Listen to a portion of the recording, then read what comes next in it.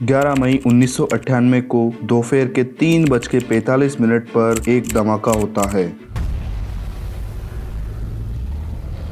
और इस भारत के पोखरण के खेतोलाई विलेज में हुए ब्लास्ट ने एक खूबसूरत इतिहास रच दिया। पूरी दुनिया को, यहाँ तक अमेरिका को भी हिला दिया और बता दिया कि भारत भी किसी से कम नहीं है। वर्ल्ड की सारी पावर ने भारत पर अनेकों प्रतिबंध लगा दिया। CIA की सैटेलाइट की निगरानी से कैसे बचकर भारत परमाणु शक्ति बना, ये हम सब जानेंगे वन टीवी की इस वीडियो में। इस ऐतिहासिक पल की शुरुआत होती है ब्लास्ट से 26 साल पहले 1972 में, जब प्रधानमंत्री इंदिरा गांधी ने अमेरिका को गुजरात के तारापुर में अधिक पैसों का लालच देके परमाणु बिजली घर बनाने को कहा और अमेरिका परमाणु बिजली घर बनाने के लिए एग्री हो गया। लेकिन भारत का परमाणु बिजली घर बनाने का असली मकसद कुछ और ही था और वो था परमाणु बम बनाने के लिए यूरेनियम लेना, क्योंकि CTBT नियम के अनुसार भारत डायरेक्ट यूरेनियम नहीं ले सकता। इंदिरा गांधी ने भारत के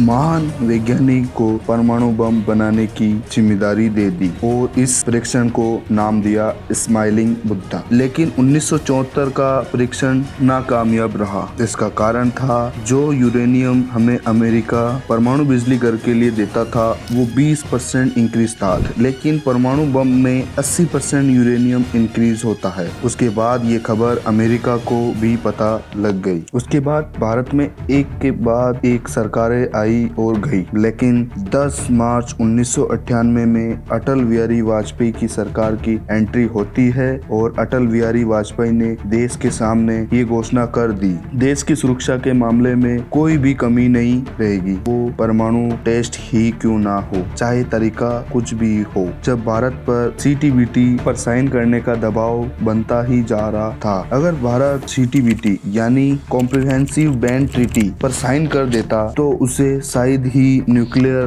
कंट्री बनने का मौका मिलता। लेकिन भारत का परमाणु परीक्षण बहुत जरूरी हो गया, क्योंकि पड़ोसी देश चाइना ने ये टेस्टिंग ऑलरेडी कर ली और हमारी चाइना से जंग भी छिड़ी हुई थी और यहाँ तक कि हमारा पड़ोसी मुल्क पाकिस्तान भी हमें आंख दिखा रहा, क्योंकि उस वक्त उसके साथ अमेरिका और चाइना दोनों थे। जब भारत के पास करो और मरो की बारी बन गई थी, या तो CTBT पर साइन कर लो या फिर परमाणु टेस्टिंग कर उन सारी परमाणु शक्ति में शामिल हो जाओ जिन्होंने ऑलरेडी कर रखी है। फिर भारत ने चुना परमाणु परीक्षण। उसके बाद अटल बिहारी वाजपेयी ने अप्रैल 1998 को APJ अब्दुल कलाम और P चिदम्बरम दास को ये जिम्मेदारी सौंप दी, जिसके साथ इस बार 11 प्रेसिडेंट भी थे। अब अब्दुल कलाम ने इस परीक्षण में लगने वाला समय 1 महीना बताया, जिसकी तारीख 11 मई चुनी गई, क्योंकि उसका कारण था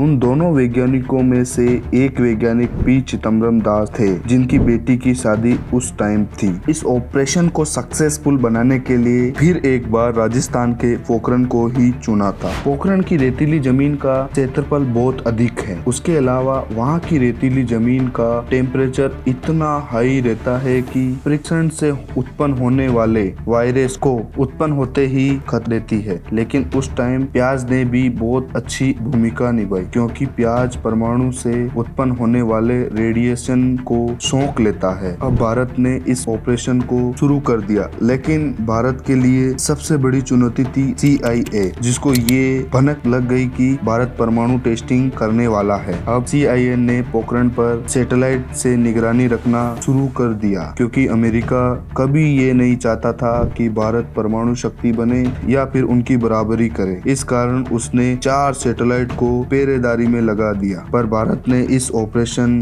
शक्ति को कंटिन्यू रखा, जिसके लिए 50 से ज्यादा इंजीनियर की टीम लगा रखी थी, जिनके कंधों पर ऑपरेशन शक्ति की जिम्मेदारी थी। वो सारे इंजीनियर और वैज्ञानिक कभी ग्रुप में ऑपरेशन साइट पर नहीं जाते और सब कोड वर्ड में बात करते थे। लग जा गले के फिर ये हंसी रात होना हो।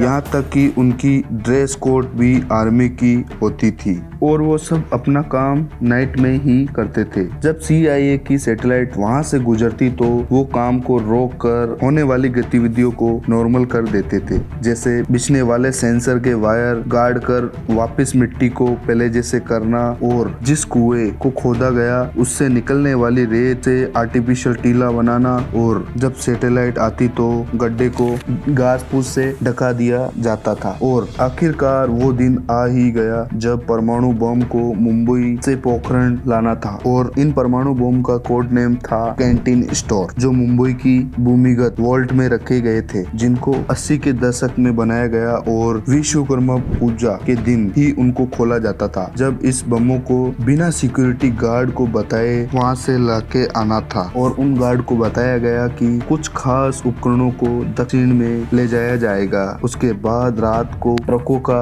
एक काफिला आया और मुंबई एयरपोर्ट तक उन बम्बों को लाया और विमान A32 में लोड कर जैसलमेर एयरबेस पर लैंड हुआ और वहां से सीधा पोखरण लेके आए। और 11 मई 1998 को 3:45 पर जैसे ही CIA की सैटेलाइट लोकेशन से दूर गई, APJ अब्दुल कलाम ने बॉम्ब को ब्लास्ट कर दिया। हालांकि APJ अब्दुल कलाम को ये टेस्ट सक्सेसफुल लगा, पर अब APJ अब्दुल कलाम को इस टेस्ट की अच्छी तरीके से छानबीन करने के लिए उनको एक दिन का और समय चाहिए था। फिर अटल बिहारी वाजपेयी ने मौसम विभाग से ये अनाउंस करवा दिया कि जैसलमेर में एक खतरनाक तूफान आने वाला है। फिर अब्दुल कलाम ने एक और बॉम्ब ब्लास्ट कर दिया। उसके बाद CIA की सैटेलाइट ने देखा कि पोखरण में चारों तरफ धूल ही धूल हो रखी है। फिर CIA ने अमेरिका को बताया, पर अमेरिका ने इसको तूफान माना। फिर एक दिन बीता, पर ताजुब की बात यह है कि अमेरिका को अभी तक पता नहीं चल सका। फिर भारत ने एक दिन और वेट किया और अमेरिका से कोई रिएक्शन नहीं आया। फिर अब्दुल कलाम ने अटल बिहारी वाजपेयी को बताया कि बॉम्ब 100% सक्सेस हुआ है। फिर 13 मई को और कुछ धमाके होते हैं, पर अमेरिका को इस बार पता चल गया कि भारत ने परमाणु टेस्ट किया है और वो आग बबूला हो गया और बोला कभी भी भारत को परमाणु राष्ट्र का दर्जा नहीं दिया जाएगा और हम मान्यता नहीं देंगे, भारत के पास परमाणु बॉम्ब है। उसके बाद अटल बिहारी वाजपेयी ने कहा, जो चीज हमारे पास है हमको उसका प्रमाण नहीं चाहिए, अगर किसी को कोई संदेह है तो आ जाना मैदान में। फिर अमेरिका ने भारत की कंप्लेंट CTBT में कर दी, जो एक संगठन है जिसका कहना है आप परमाणु का परीक्षण जमीन पर नहीं कर सकते हैं, जल पर नहीं कर सकते हैं और वायु में भी नहीं कर सकते। उनका कहना था कि भारत ने CTBT का उल्लंघन किया है। भारत ने जवाब में कहा, नहीं हमने जल में परीक्षण किया है, नहीं हमने थल में परीक्षण किया है और नहीं हमने वायु में परीक्षण किया है, हमने तो भूमि के अंदर परीक्षण किया है, जो आपके नियम में ही नहीं है। और भारत इस केस को भी जीत गया। अब अमेरिका ने एक नया नियम बनाया, जिसके पास यूरेनियम है वो भारत को यूरेनियम नहीं बेचेगा, लेकिन भारत ने अधिक दाम देके कनाडा, ऑस्ट्रेलिया और कजाकिस्तान से खरीद लिया, जिसको हमने परमाणु बिजली घर में भर लिया, क्योंकि भारत ने 110 के बराबर परमाणु बम बनाकर रख चुका है, जो हिरोशिमा नागासाकी में यूज हुए बम से 150 गुना पावरफुल है। और इस नियम के अनुसार भारत NSG का हिस्सा नहीं है, इसलिए हमें यूरेनियम सबसे महंगा मिलता है। हालांकि यूरेनियम दुनिया का सबसे महंगा पदार्थ है। उसके एक हफ्ते बाद पाकिस्तान ने परमाणु परीक्षण किया, जिसमें वो सफल रहे। उसके बाद भारत और पाकिस्तान दोनों पर प्रतिबंध लगाया दिया। अब हम नहीं कुछ बेच सके और नहीं कुछ खरीद सके। अब दोनों की आर्थिक व्यवस्था रुक गई, लेकिन भारत की अर्थव्यवस्था को भारत के 55 लाख कुशल कारीगरों ने बचा लिया, जो विदेशों में काम करते थे, जिन्होंने वहां से पैसा भेजना शुरू कर दिया। लेकिन पाकिस्तान की आर्थिक व्यवस्था पूरी तरह मेल्ट हो गई और पाकिस्तान ने अमेरिका से प्रतिबंध हटाने की मांग की, लेकिन अमेरिका ने मना कर दिया। उसके बाद पाकिस्तान ने परमाणु बम को ही बेचने लगा, जैसे सद्दाम हुसैन, साउथ कोरिया, इनको पाकिस्तान ने ही बम बेचा था, और वो भी ब्लूप्रिंट के साथ, जिसमें बताया गया कि परमाणु बम कैसे बनता है। फिर अमेरिका ने